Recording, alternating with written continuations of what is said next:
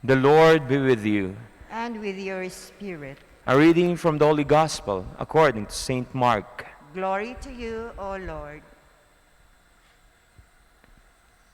When Jesus saw the vast crowd, his heart was moved with pity for them, for they were like sheep without a shepherd. And he began to teach them many things. By now, it was already late, and his disciples approached him and said, "This is a deserted place, and it is already very late. Dismiss them so that they can go to the surrounding farms and villages and buy themselves something to eat." He said to them in reply, "Give them some food yourselves." But they said to him, "Are we to buy 200 days' wages worth of food to give it to them to eat?" He asked them, "How many loaves do you have? Go and see." And when they had found out, they said, 5 loaves and 2 fish. So he gave orders to have them sit down in groups on the green grass. The people took their places in rows by hundreds and by 50s. Then, taking the 5 loaves and the 2 fish, and looking up to heaven, he said the blessing, broke the loaves, and gave them to his disciples to set before the people. He also divided the 2 fish among them all. They all ate and were satisfied. And they picked up 12 wicker baskets full of fragments, and what was left of the fish. Those who ate of the loaves were 5,000 men. Brothers and sisters, the Gospel of the Lord. Praise to you, Lord Jesus Christ. Magandang umaga po sa inyong lahat. Magandang umaga rin po, Father. Magandang umaga po sa mga kapatid natin na kasama magpuri sa Diyos sa banal na misang ito na nasa kanya-kanyang tahanan. Tayo po ay nasa huling mga araw ng Kapaskuhan at wari bang patuloy na inilalad sa atin ng Panginoon sa Ebanghelyo at mga pagbasa ang kanyang paanyaya na sana hindi mawala ang diwa ng Kapaskuhan na ating pinagdiwang nito laang nakalipas na mga araw o linggo. Kahapon ba o nung isang araw, nag-text po sa akin isa nating kamang lilingkod dito sa parokya. Sila'y naghahanda ng pambigay o inaayos nila yung pambigay sa mga lolo't lola na papapaskuhan na siyang bibigyan natin papasko mula doon sa mga anghel ni lolo't lola. Sabi niya sa akin doon sa text, "Father, pinunuan namin ng kaunti yung para sa pack ng spaghetti. Meron po tayong 109. Sabi ko, marami-rami na rin. Nakakatuwa po. Sabi ko doon sa loob-loob ko lang, hindi nagkukulang ng biyaya ang Diyos at hindi nagkukulang din ng generosity ng mga tao.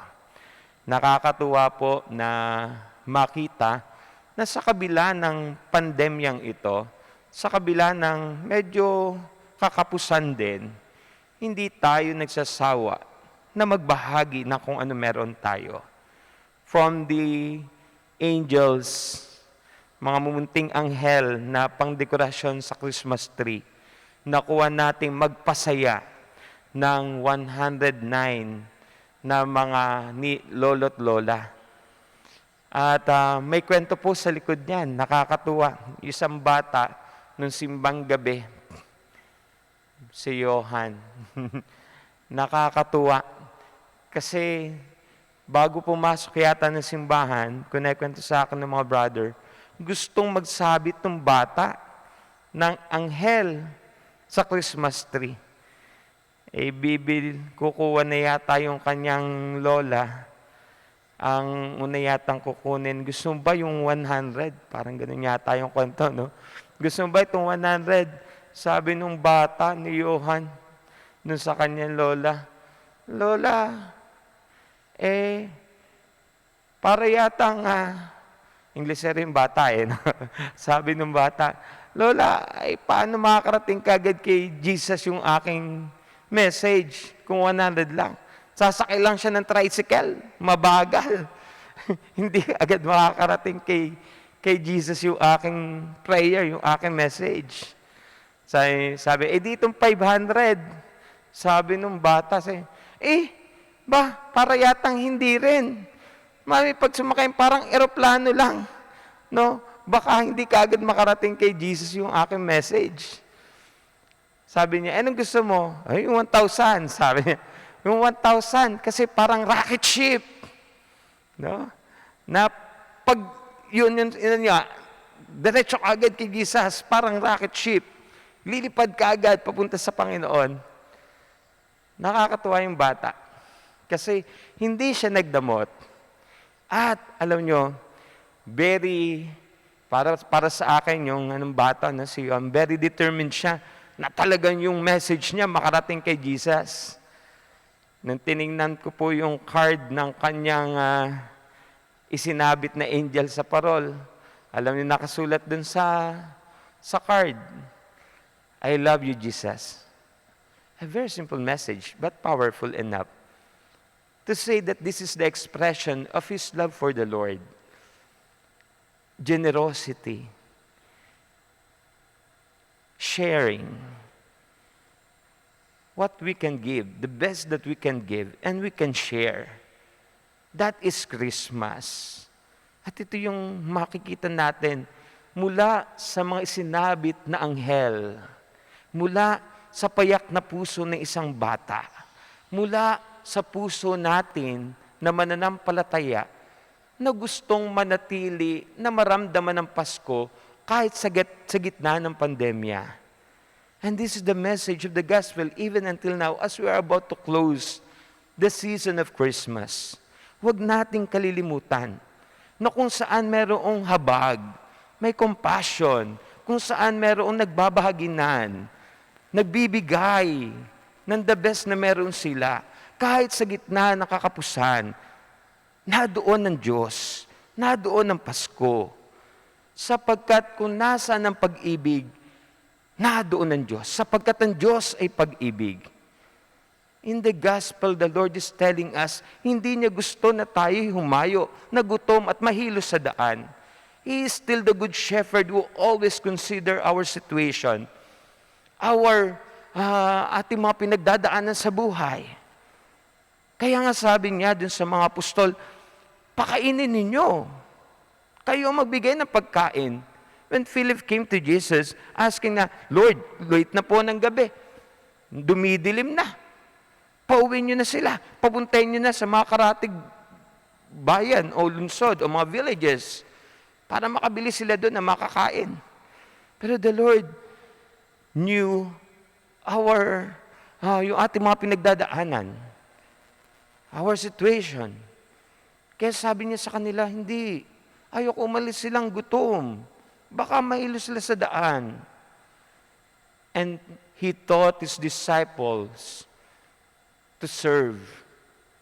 And He taught the people to share.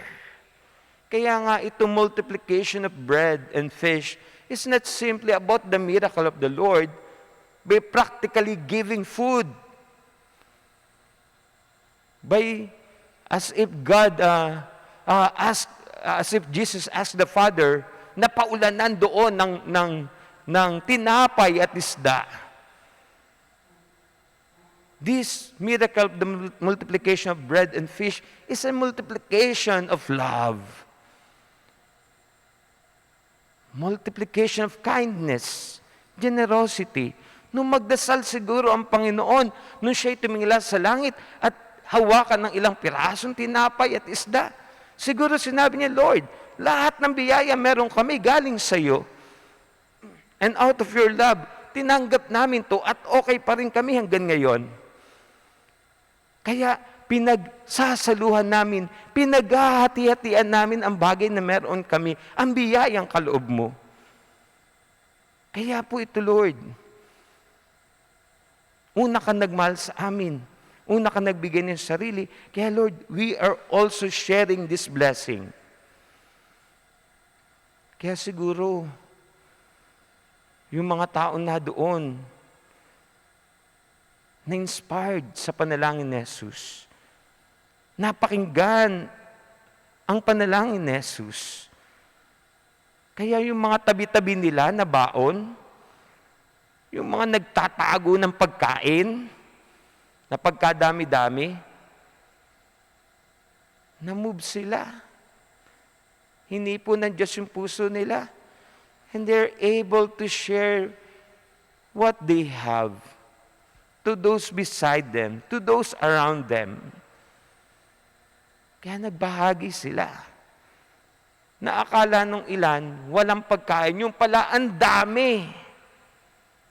Labis pa. It's simply a proof that God never, na ang Diyos hindi nagkukulang sa kanyang biyayang pinagkakalob sa atin, na hindi tayo kakapusin ng ating mga pangailangan, ng mga pagkain, mga bagay na kailangan natin. God will always provide. But God also entrusted us of this blessing. Because He wants us to learn how to give. He wants us, gusto niya makita sa atin na tayo nga ay katiwa-tiwala sa biyayang ibinibigay niya sa atin. Na hindi natin ito sasarilinin, hindi natin i-hoard, at hindi tayo magkakait. That is Christmas when we learn those things. Alam niyo, very proud ako dun sa napanood ko na news some days ago, that in the midst of itong gitna ng sakuna, kasalatan na dulot ng bagyo, there are people who are suffering and yet they are able to help. I'm so proud of them. Kung ako'y proud na proud sa atin, sa parokya natin, because we are able to raise at least a good amount of money to share with the victims. But I'm so proud of them. Kasi in the midst of all this, marinig mo yung kwento, yung isang pamilya o yung ilang pamilya nagsama-sama sa bahay, nasira na yung bahay ng mga pamilya, pero dun sa isang bahay na tinutuluyan nila, sa kalagitnaan ng bagyo, binabayo pa ang kanilang bahay ng ulan at hangin. Pero yung iisang salop ng bigas na natitira doon sa kanilang lagyan, nagawang lutuin, binuhusan ng maraming tubig, nilagyan ng maraming yung nakita nilang pampalasa, chicken cube yata, yun, basta North Cube yata. At kunento niya, para mawala, para mapawi man lang yung lamig, pagkalam ng sikmura, yung isang salop ng bigas, sa ilang pamilya na doon sa bahay, nakuha yung iisang salop na yon, na paghati-hatian, pagsalu-saluhan nila. And that is something. That is Christmas. That is God in the midst of them. Nakakatuwa po na kahit sa mga ganito sitwasyon, maririnig natin yung kwentong ito. Siguro naman, kung ako'y meron, kumpara sa isang salop ng bigas, mapapahiya ako sa sarili ko at sa Diyos. O di kaya makokonsensya man lamang ako na ibahagi kung ano yung aking ipinagkakatabi-tabi. O di kaya kung ako'y nag-hoard.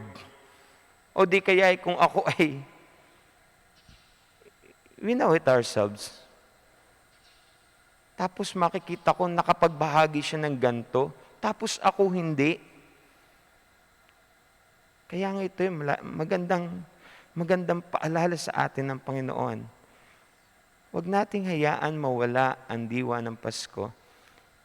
as we face again a new threat of this virus, pandemic, in this extraordinary event, extraordinary years, or event in our history, we'll be facing it.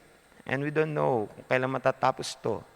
Hindi lang ang pandemya, the political turmoil, the economic challenges, nadyan. Pero I believe, God, ang Diyos hindi magkukulang. Pero at the same time, sana yung puso natin, hindi rin magkulang sa pagmamahal, sa habag, compassion, at sa pagbabahagi.